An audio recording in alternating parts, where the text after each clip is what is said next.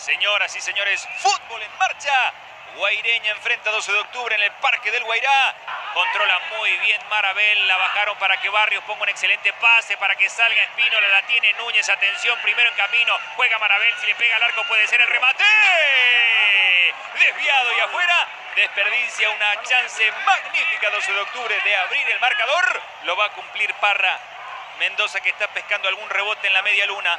Parra con el envío, pelota al área, intentaba por allí Peta, el remate.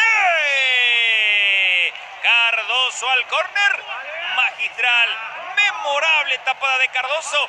Anotamos entonces esta como la chance más interesante de Guaireña. El centro de Mendoza, pelota al punto penal, saltó el Chano y un rebote, va Cardoso.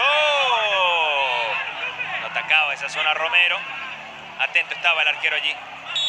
A ver. Bueno, y se va a revisar esa jugada. David Ojeda entonces hace la señal. Tiene usted razón. Brazo izquierdo. Sí. Penal. Ojeda dice que hay penal.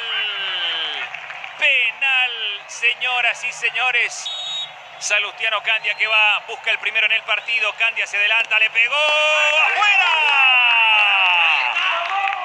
¡Afuera la mandó Candia! No se puede creer lo que acaba de desperdiciar Guaireña. Le va a pegar de derecha a Mendoza, va el envío, pelota al área, cabezazo.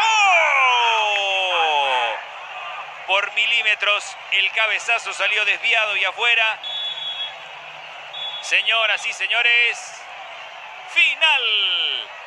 final del partido en el Parque del Guairá. Guaireña y 12 de octubre.